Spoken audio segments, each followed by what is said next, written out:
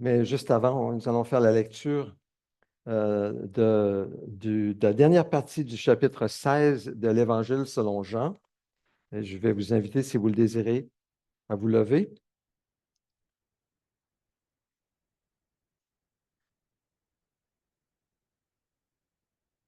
C'est Jésus qui parle à ses disciples. Je vous ai parlé en parabole. L'heure vient où je ne vous parlerai plus en parabole, mais où je vous parlerai ouvertement du Père.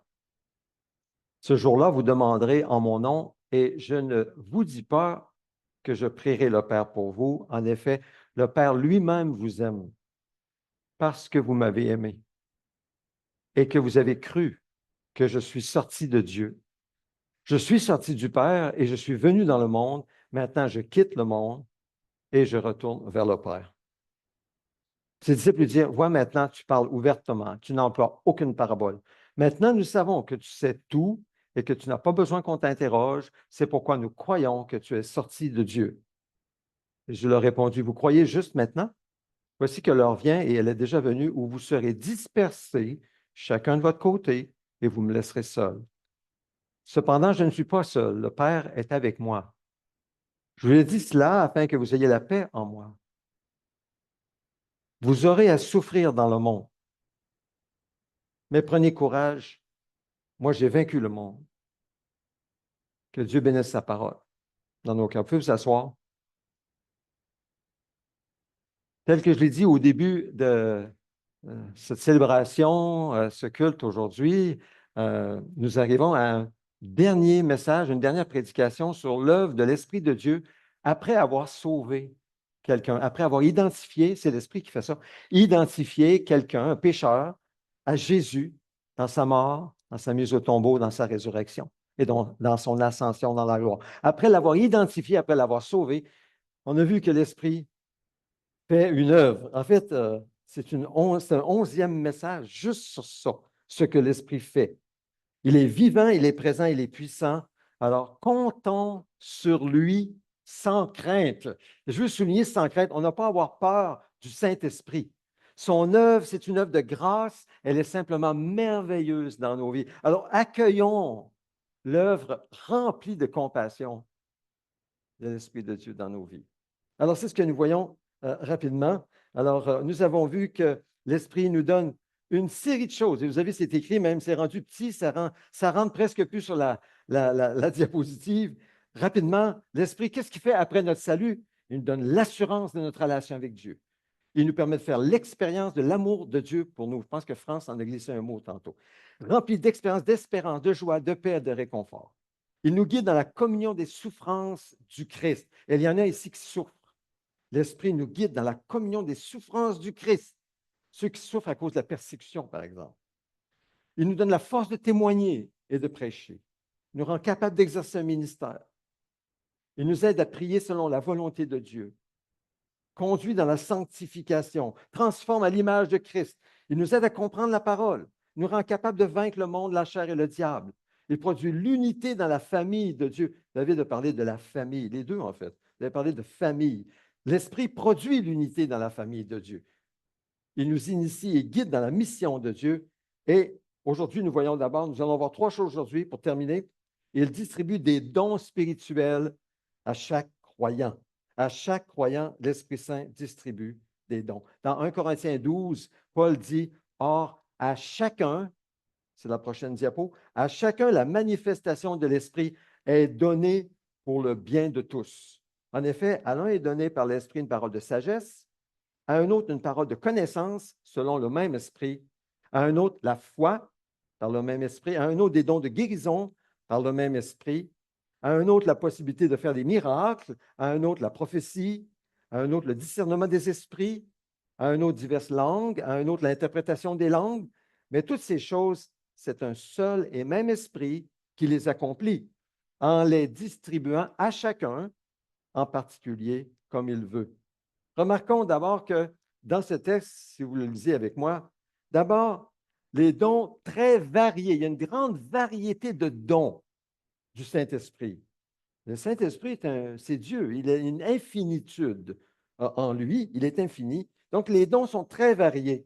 ce sont tous des manifestations de l'esprit. Il n'y a aucun de ces dons, c'est une manifestation de la chair ou de l'intelligence humaine ou de la force humaine ou de la puissance humaine. Non, non, c'est toute la manifestation de l'esprit. Donc, l'esprit se manifeste d'une manière ou d'une autre dans la vie des gens, d'une sorte de manière. Et il faut accueillir. Il faut accueillir et non pas convoiter le don de l'autre. Il faut accueillir le don que le Seigneur nous donne ou les dons et puis les mettre au service des autres dans l'amour. C'est ça qui va faire grandir.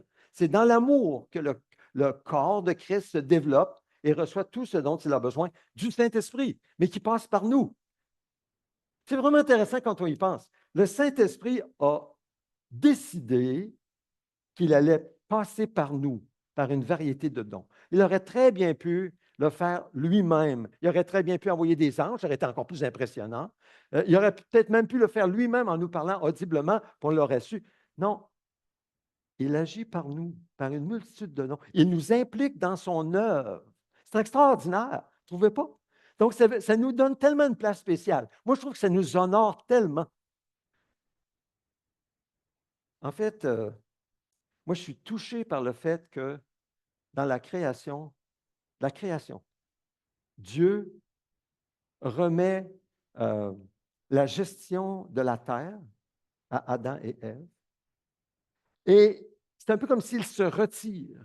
Il dit, dominez sur elle. Et je suis en train d'apprendre dans ma propre marche personnelle l'impact de la décision de Dieu de ne pas intervenir dans les affaires des hommes sans la prière du peuple de Dieu. Et notamment la prière inspirée par le Saint-Esprit. Je suis de plus en plus touché, même je suis un peu honteux pour avoir, il me semble, perdu des années à ne pas avoir plus prié ou plus prié en écoutant l'Esprit parce que je comprends de mieux en mieux que l'Esprit a décidé, Dieu a décidé qu'il ne le ferait pas. Moi, je voudrais tellement qu'il le fasse. Mais il ne le fera pas. Pourquoi? Parce qu'il veut m'impliquer, il veut nous impliquer dans son œuvre. Donc, il ne le fera pas si nous ne nous impliquons pas. Si nous ne répondons pas à l'Esprit de Dieu et en servant selon les dons qu'il nous a donnés, il ne le fera pas. Moi, ça me donne quasiment des frissons parce que je me dis, ah, quelle responsabilité, mais aussi quel honneur. Quel honneur! Il veut nous utiliser dans nos dons et aussi par nos prières. C'est très sérieux. C'est la décision que Dieu a prise. Alors, c'est ce qu'on voit ici en partie dans ce texte. Aussi, Paul dirait aux Corinthiens, comme je disais, ces outils, en fait, ces dons sont comme des outils, comme dans un coffre d'outils, ou peut-être quelqu'un qui fait de la cuisine, des cuillères et toutes sortes d'outils pour bâtir l'Église. Ces dons sont pour développer l'Église. Donc, il dira aux Corinthiens, conformément à la grâce que Dieu m'a donnée, j'ai posé le fondement comme un sage architecte. Et vous savez, c'est quoi le fondement? Qu'est-ce que c'est le fondement? Jésus-Christ. Jésus-Christ crucifié. Il n'y a pas d'autre fondement. Mais il dit, cependant, que chacun fasse attention à la manière dont il construit dessus. Car personne ne peut poser un autre fondement que celui qui a été posé, à savoir Jésus-Christ. Donc, quand nous travaillons dans l'Église, quand nous servons dans l'Église, c'est très important que nous mettions toute notre foi, notre confiance sur le fondement qui est Jésus-Christ. Ça doit venir de Jésus. Ça ne peut pas venir de nous indépendamment de Jésus. Si ça vient de nous indépendamment de Jésus, nous nuisons et ça va brûler. Ça ne durera pas. C'est seulement ce qui est fondé en Jésus-Christ, rempli du Saint-Esprit, que l'Esprit fait parmi nous, nous participons à son œuvre. C'est ça qui bâtit. Et qui bâtit pour durer. Le Père, il est glorifié lorsque nous portons du fruit qui dure. Donc, retenons ces principes très importants. Donc, si nous devons faire attention à la manière dont nous construisons ensemble sur le fondement de Jésus-Christ et sa parole, comme de sages constructeurs qui bâtissent sur le roc qui est Jésus et sa parole, c'est important que nous soyons remplis de l'Esprit et que tout ce que nous faisons, les dons, soit fait dans l'amour, la joie, la paix, la douceur, le fruit de l'Esprit. C'est la manière dont nous construisons le fruit de l'Esprit. et pas autrement. C'est dans l'amour que nous allons nous développer, et pas autrement. Puis je suis content que David, tu l'as souligné, c'est l'amour. L'amour. L'amour du Saint-Esprit, qui souvent nous appelle à nous taire pour écouter la douleur de l'autre, pour essayer de comprendre la douleur de l'autre, même si on ne peut pas la partager parfaitement.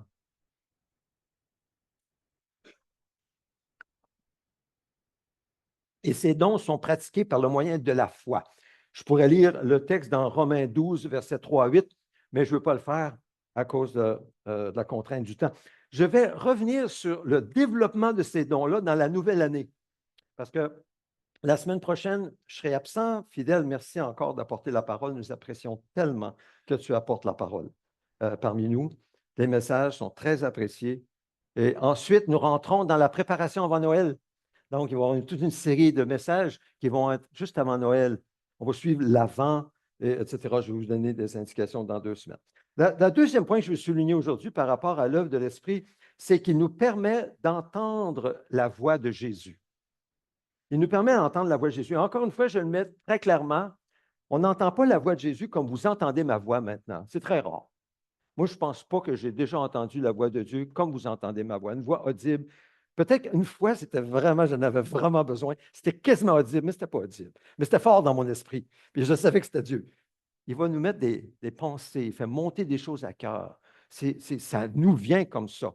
Évidemment, ça nous vient quand on est dans je dirais, un état de prière, un état d'adoration. On remet notre vie à Dieu, on lui demande de nous parler, il lit notre cœur et il choisit de mettre des pensées dans notre esprit. C'est comme ça que Dieu nous parle. Donc, l'Esprit Saint, c'est lui en nous, l'Esprit de Dieu qui nous permet d'entendre. Et c'est important parce que quand nous discernons la voix de Jésus, nous discernons ce qu'il veut pour nous spécifiquement. Par exemple, ça peut être, Seigneur, je ne suis pas sûr quel don j'ai.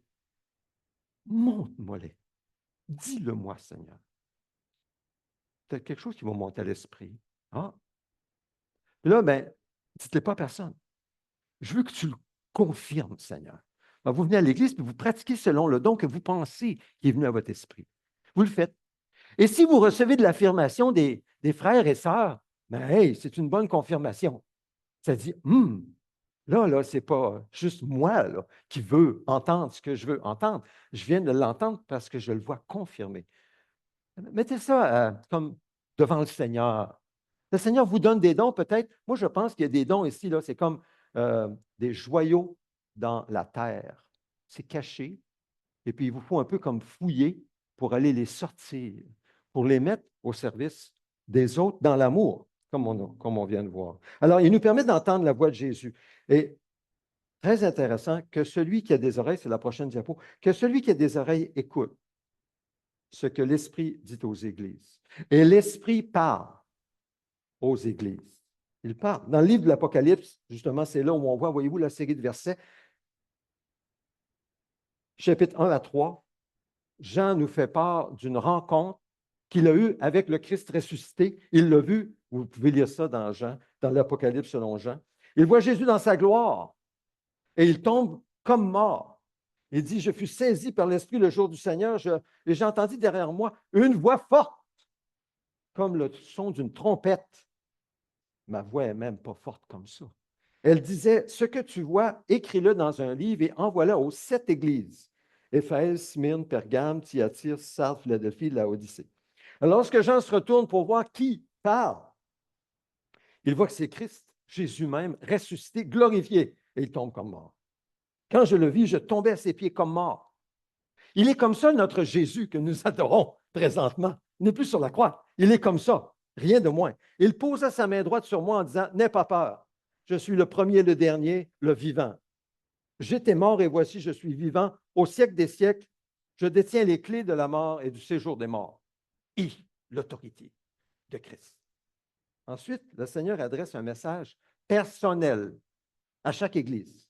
Et je crois que le Seigneur a des messages personnels pour chacun de nous. Sachons l'écouter. Mais il a un message personnel pour notre assemblée. Alors, il envoie 7 messages personnels. Jean commence son témoignage en disant, je fus saisi par l'Esprit. C'est significatif. Moi, je pose la question, est-ce que vous êtes parfois saisi par l'Esprit? Ah, peut-être pas comme Jean. Je n'avais peut-être pas vu Jésus ressuscité comme ça. Peut-être pas aussi saisi par l'Esprit, mais des moments où vous êtes en train de méditer la parole et ça vous parle. Et ça vous parle fort. Et ça vous parle clairement. C'est un petit peu être saisi par l'Esprit. C'est être comme saisi. Il attire votre attention. Quand le Seigneur attire notre attention, écrivons-le dans notre main, s'il faut, si on n'a pas de papier. Il attire notre attention. Et aux 7 lettres, Jésus va répéter la même phrase, que celui qui a des oreilles écoute ce que l'Esprit dit aux églises.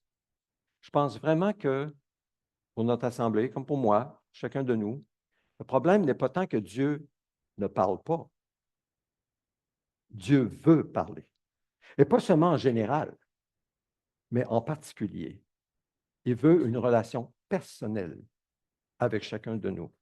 Le problème, c'est que nous n'écoutons pas. Nous n'écoutons pas. Ce matin, on avait une rencontre avec le Renouveau. On a vu 16 raisons pourquoi les gens n'entendent pas Dieu. Il y a toutes sortes il y a 16 raisons. On les a appelées les mauvaises herbes qui nous empêchent d'écouter Dieu. Il y a toutes sortes de choses. Bon, je ne développerai pas ça maintenant. Alors, la question se pose ici, est-ce que c'est l'Esprit qui parle ou c'est Jésus qui parle aux églises? Jésus dit que c'est l'Esprit qui parle aux églises. Sommes-nous à l'écoute? Quand j'apporte la parole, moi, j'ai rien à dire en tant qu'homme. Rien. Absolument rien. Tout ce que je peux espérer, c'est que par sa grâce, l'Esprit de Dieu parle par moi et que vous receviez ce que l'Esprit de Dieu a à votre cœur. Et aussi, vous savez quoi? Le Seigneur me parle aussi lorsque j'apporte la parole comme ça. C'est très fatigant d'apporter un message comme ça. Ça demande tout. Mais souvent, j'en suis renouvelé, comme fortifié. Pourquoi? Ben, c'est l'Esprit qui fait ça. Mais c'est ça mon espoir, c'est ça mon désir. C'est que l'Esprit nous parle. Mais sommes-nous à l'écoute de ce que l'Esprit nous dit? Donc, c'est l'Esprit qui permet à Jean ici d'entendre la voix de Jésus et c'est aussi l'Esprit qui nous permet d'entendre sa voix. Que celui qui a des oreilles écoute ce que l'Esprit dit aux églises. Le problème, c'est toujours notre problème. Nous voulons écouter ce que nous voulons écouter. Nous avons beaucoup de difficultés à écouter ce que nous ne voulons pas écouter. Ça, c'est un problème. Deuxièmement, parce que Dieu nous a parlé d'une certaine manière dans le passé, nous avons l'idée que Dieu va toujours utiliser la même manière pour nous parler. Donc, on se bloque pour toutes les autres manières. C'est un autre problème. Il y a beaucoup de difficultés qui se présentent. Soyons ouverts à l'Esprit de Dieu pour qu'il me parle par ma sœur quand je parle avec elle, quand je suis, même à l'extérieur, même dans n'importe quelle situation, d'être ouvert à l'Esprit de Dieu. OK, je vais rapidement ici. Donner un exemple personnel. Ah oui, cette semaine, c'est pour dire que on peut tellement agir de façon, et je dis bien agir de façon stupide. Et j'ai agi de façon stupide cette semaine. Ça ne veut pas dire que je suis stupide. J'ai agi de manière stupide. Simplement parce que je n'ai pas consulté Dieu. Alors, nous sommes allés, Karen et moi, en Alberta, et puis visiter sa maman, sa vieille maman. On a passé une belle semaine avec la sœur. Mais évidemment, vivre dans des hôtels puis manger dans des restaurants, ce n'est pas ce que tu manges à la maison.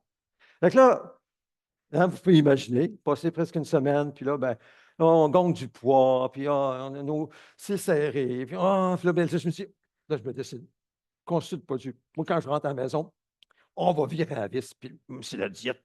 Là, j'arrive à la maison, là, je fais la diète. Oh là là, on va finir ça, cette affaire-là, on va perdre le poids excédentaire. Là, je tombe malade. Là, je tombe malade. J'ai jamais été malade comme ça depuis longtemps. J'étais malade toute la journée jeudi. Plus capable, sur le dos tout le temps. J'ai dormi, je ne sais pas combien d'heures. Malade. Là, après ça, je me suis rendu compte, mais je n'ai même pas consulté Dieu si c'était la bonne manière de faire. Pas du tout. Alors, j'ai fait à ma tête. Puis, ben, j'ai ramassé les pots cassés. Hein, c'est ça. Non, mais je me sens mieux, vous voyez. Je n'aurais pas pu faire ce que je fais maintenant, jeudi. Oh non, je- non, ça n'aurait pas été possible. Mais consultons Dieu, écoutons l'Esprit, même dans des détails comme ça. La diète. Vous voulez perdre du poids? Consultez Dieu. Je parle à moi, là. Il me parle à moi. Bon. Donc, évidemment, si nous voulons vraiment, et je souligne vraiment que l'Esprit nous parle, nous devons utiliser nos oreilles pour l'écouter, mais aussi prendre la parole puis ouvrir la parole pour la méditer, et aussi nous assurer que notre cœur est tout entier à Dieu. Parce que notre cœur doit être tout entier à Dieu. Jean, sur l'île de Patmos, son cœur était tout entier à Dieu, consacré à Dieu pour l'écouter entièrement. C'est un peu comme un poste de radio. Vous ne pouvez pas, et moi non plus, écouter deux postes en même temps. Avez-vous déjà essayé? Essayez de mettre votre radio entre deux postes. Qu'est-ce que vous allez entendre?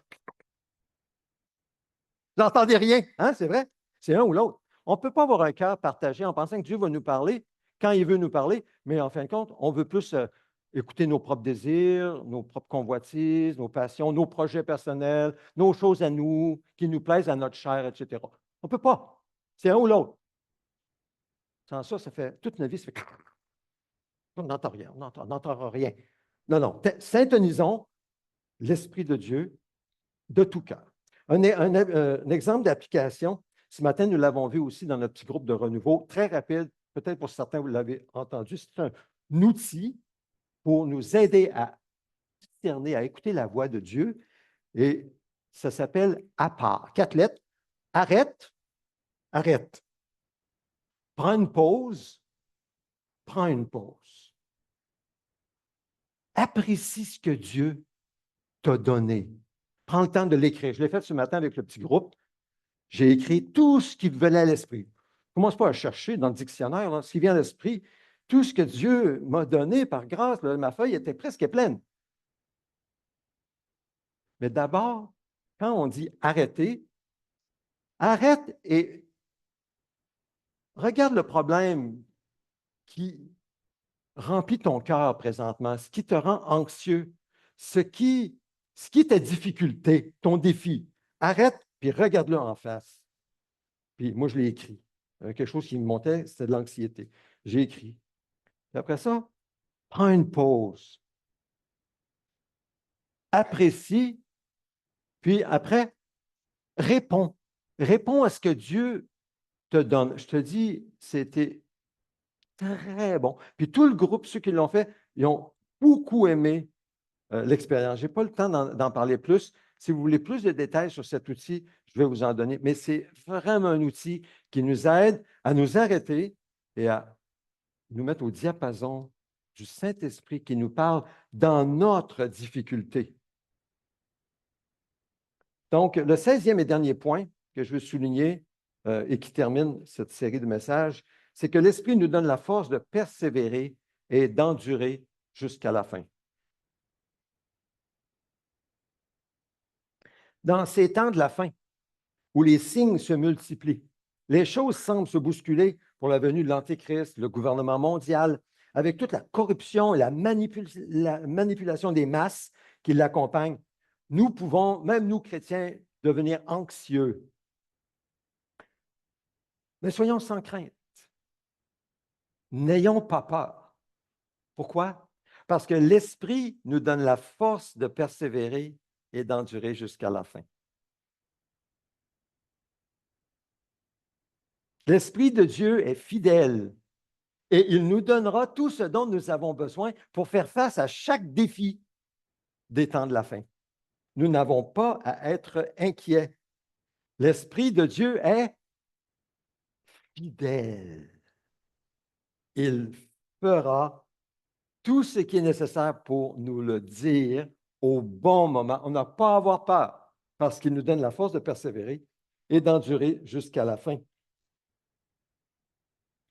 Jésus a dit, restez donc en éveil, priez en tout temps, afin d'avoir la force d'échapper à tous ces événements à venir et de vous présenter debout devant le Fils de l'homme. Ça, c'est notre part à nous. Ça, c'est notre part à nous. L'Esprit, lui, il va être fidèle pour nous donner la force de persévérer, d'endurer jusqu'à la fin. Mais nous avons une part à jouer, c'est de rester en éveil. C'est de prier en tout temps, de le louer, d'être en communion avec Dieu, de cultiver notre marche avec Dieu. Ça, c'est notre part. Nous devons faire notre part. Mais lui, il va faire la sienne, c'est sûr.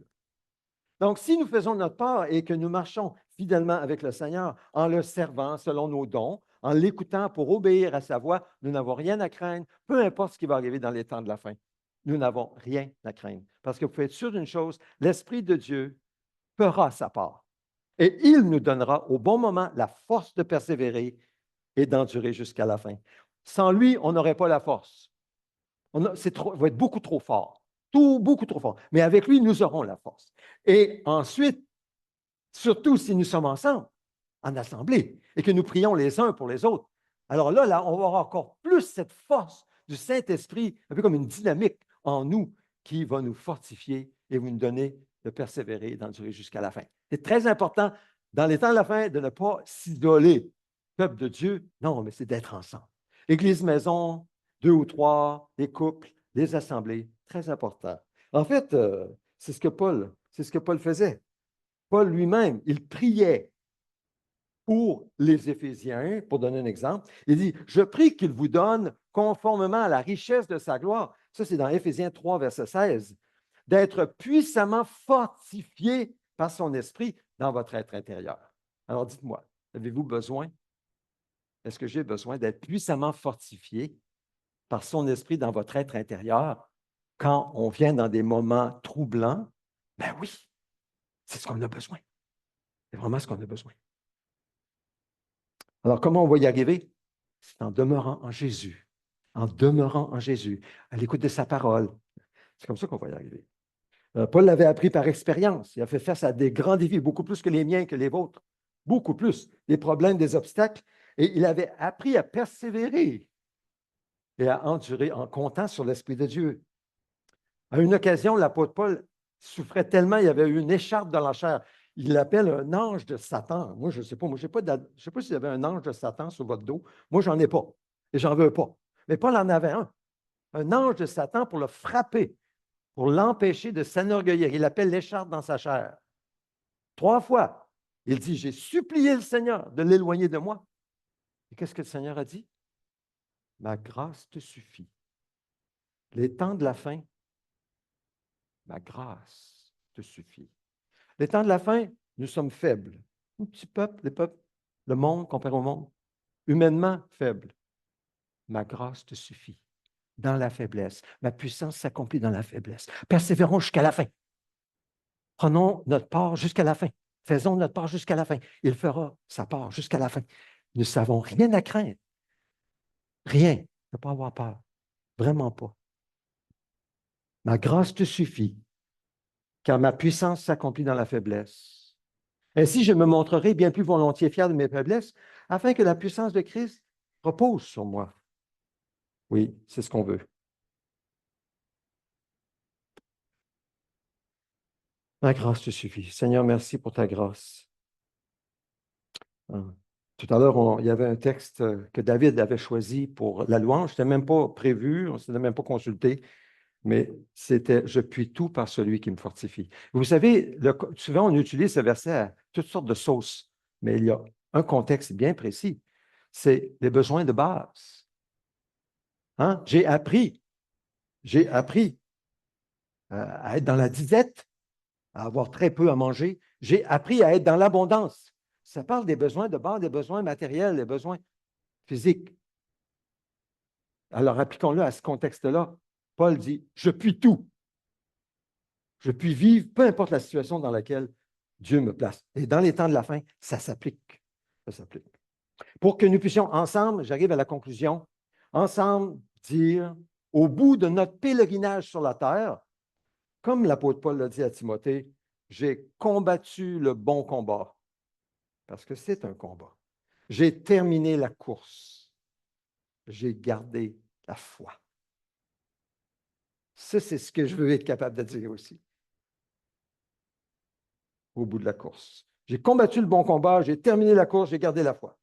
2 Timothée 4, verset 7. Donc, En regardant la dernière diapositive qui est encore plus remplie, arrêtons-nous un instant pour considérer tout ce que l'Esprit fait dans nos vies depuis qu'il nous a sauvés.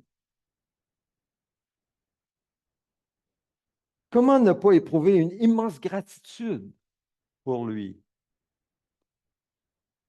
pour toutes ces bénédictions généreuses? L'Esprit est fidèle. Nous avons reçu le Saint-Esprit. Si nous avons reçu Jésus en nous, c'est le Saint-Esprit qui nous habite. C'est un don, c'est le plus grand des dons, le plus merveilleux des dons, parce qu'avec ce don vient toute cette liste. Et il est le Saint-Esprit de Dieu, Dieu lui-même en nous. Il est un dépôt, seulement un dépôt, comparé à ce que nous allons vivre dans l'éternité, lorsque le Seigneur va nous transformer avec un corps glorifié. Là, nous aurons, comme on dit en bon québécois, le jackpot. Là, ce sera complet. Mais pour l'instant, tout ce que l'Esprit est, et c'est très précieux, ce sont, ce n'est qu'un dépôt. Mais vivons en marchant selon l'Esprit et non selon la chair. Amen. On a un moment de silence pour répondre chacun personnellement sur ce que vous semblez entendre du Saint-Esprit. Si le Seigneur met quelque chose en particulier sur votre cœur, alors prions en rapport à ça en silence.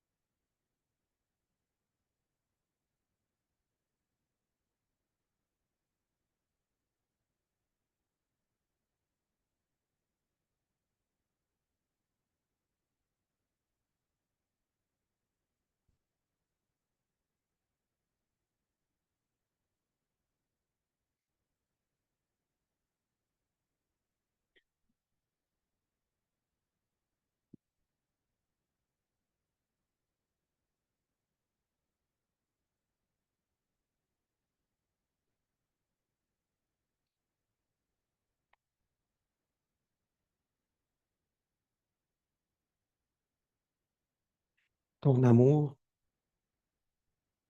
ta puissance, ta présence dans ma vie.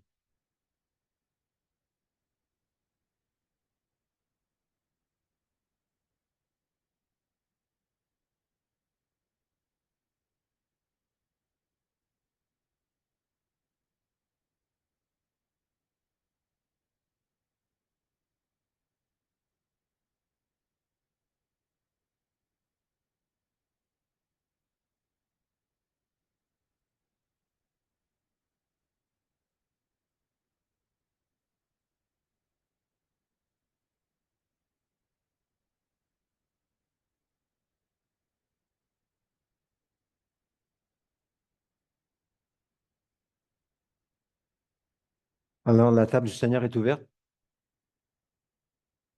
Lorsque vous vous sentez prêt, venez chercher vos éléments, retournez à votre place, nous allons le partager ensemble en nous souvenant de ce que Jésus a fait pour nous, pour que nous puissions expérimenter tous les dons du Saint-Esprit dans nos vies.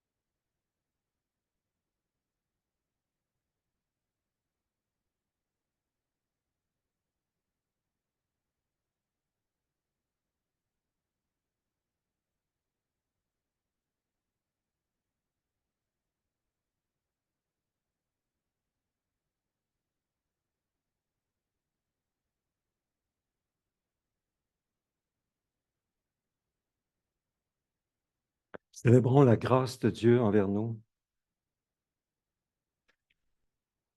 qui nous a choisis pour que nous lui appartenions, qui a donné son Fils unique, pur et sans souillure, l'agneau de Dieu, immolé depuis la fondation du monde, afin qu'il puisse être offert en sacrifice à notre place, pécheurs que nous sommes, afin de nous transformer, faire de nous des enfants de Dieu qui ressemblent de plus en plus à Dieu par la présence du Saint-Esprit qui nous transforme de gloire en gloire. Célébrons la grâce de Dieu. La nuit où il a été livré, Jésus a pris du pain, représentant son corps. Il l'a rompu, l'a donné à ses disciples en disant, prenez, mangez, ceci est mon corps, livré pour vous. Faites ceci en souvenir de moi. Prenons-en tous.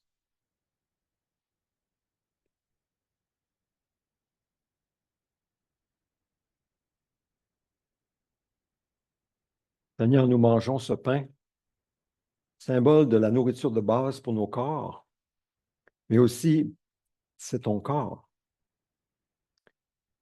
qui est la nourriture de base pour nos âmes.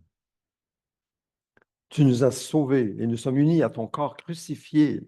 C'est la seule raison et c'est le seul moyen d'être sauvés. Et nous te célébrons aujourd'hui. Nous célébrons cette fête, cette nouvelle Pâques, alliance que tu as fait avec nous. Merci Seigneur. Ensuite, il a pris une coupe, l'a distribuée à ses disciples en disant, prenez, buvez, ceci est mon sang, le sang de la nouvelle alliance, livré pour vous. Prenons-en tous.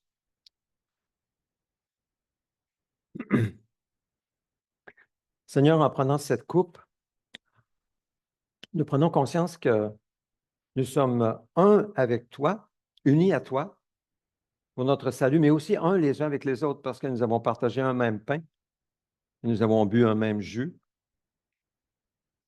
Et Seigneur, merci pour le corps que tu développes ici parmi nous, nos frères et sœurs. Accorde-nous, Seigneur, de vivre de mieux en mieux en communion avec toi et en communion les uns avec les autres, dans l'amour, dans la vérité, pour la gloire de ton nom. Seigneur, nous prions pour nos frères et sœurs au loin, au Niger, comme en Asie du Sud. Nous prions, Seigneur, afin que tu soutiennes ceux qui annoncent ton évangile malgré une persécution féroce. Te prions de les soutenir et leur donner l'espoir de la vie éternelle, de leur donner de persévérer. Comme nous avons entendu récemment les témoignages lors du dimanche pour les chrétiens persécutés. Oui, Seigneur, nous prions qu'ils soient persévérants même dans la souffrance terrible, jusqu'au jour de Christ où tu les honoreras devant tous. Merci, Seigneur. Nous nous présentons devant toi, Seigneur. Tu connais nos besoins. Tu connais ceux qui souffrent parmi nous. Tu connais, Seigneur, ceux qui ont plus et qui peuvent donner à ceux qui ont moins. Et Seigneur, nous prions que tu fasses en sorte qu'ensemble, nous vivions une vraie famille. Toi, tu la vois, tu vois que nous sommes frères et sœurs. Alors, aide-nous à discerner par ton Saint-Esprit comment tu veux que nous nous aimions les uns les autres en action et en vérité. Et donne-nous le courage, la volonté, la force de le faire pour toi, car c'est pour toi que nous offrons ces offrandes au nom de Jésus. Amen.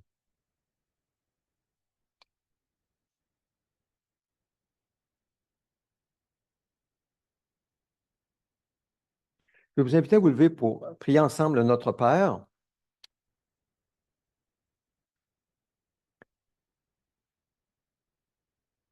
Au nom de Jésus, notre Père céleste, que la sainteté de ton nom soit respectée, que ton règne vienne, que ta volonté soit faite sur la terre comme au ciel. Donne-nous aujourd'hui notre pain quotidien. Pardonne-nous nos offenses comme nous pardonnons aussi à ceux qui nous ont offensés. Ne nous induis pas à la tentation, mais délivre-nous du mal et du malin. Car c'est à toi qu'appartiennent dans tous les siècles le règne, la puissance et la gloire. Amen. Je peux vous asseoir rapidement quelques annonces. Alors, vous avez vu tout à l'heure, lorsqu'on a fait l'annonce pour la réception des membres, c'était écrit qu'il y aurait une réunion légale, c'est pour les membres. Les adhérents peuvent aussi assister en tant qu'observateurs. Donc, ça va avoir lieu le 1er décembre. 1er décembre, c'est dans 2 semaines. Ah, c'est ça? 3 semaines. Le 17, ouais, 17, 24, c'est ça, dans 2 semaines. Alors, réunion légale dans 2 semaines. Et c'est à ce moment-là que nous accueillerions les nouveaux membres parmi nous. Mardi midi, en prière sur Zoom seulement, de même que mercredi soir. Vous êtes toujours invités, hein, même si vous ne pouvez pas vous engager à venir tout le temps. Si un mercredi ou un mardi, vous êtes disponible, disposé, joignez-vous à nous pour la prière. Pour l'étude biblique aussi, est-ce que ça continue? Vous êtes dans Romains toujours? Vous êtes dans Michée maintenant? Michée. Alors, on passe à Michée pour l'étude biblique. Prenez note que dans 2 semaines, donc 30 novembre, déjeuner pour les hommes à l'église. Il y aura aussi l'église maison chez Georges le soir avant. Donc, c'est dans 2 semaines. On verra. Il y aura un rappel la semaine prochaine. Les anniversaires de naissance, Sonia Duc Bilodeau, mercredi cette semaine, ainsi que Margarita Panamenio, vendredi cette semaine. Donc, prenez note, comme je l'ai dit tantôt, je vais être en fin de semaine de couple avec mon épouse. On prend 2 fins de semaine pour notre vie de couple. On prend du temps ensemble, spécialement 2 fois par année. Donc, si ça tombe la semaine prochaine, c'est Fidèle qui apporte la prédication. Je vous invite à vous lever. Ensemble, recevons la bénédiction de Dieu. Que l'Éternel te bénisse et te garde. Que l'Éternel fasse briller son visage sur toi et t'accorde sa grâce. Que l'Éternel se tourne vers toi et te donne la paix. Si vous désirez rester à l'étage pour la prière, je suis disponible. Sinon, on se retrouve au sous-sol pour un café, partager des petites bouchées. Passez une belle journée. Bonne semaine.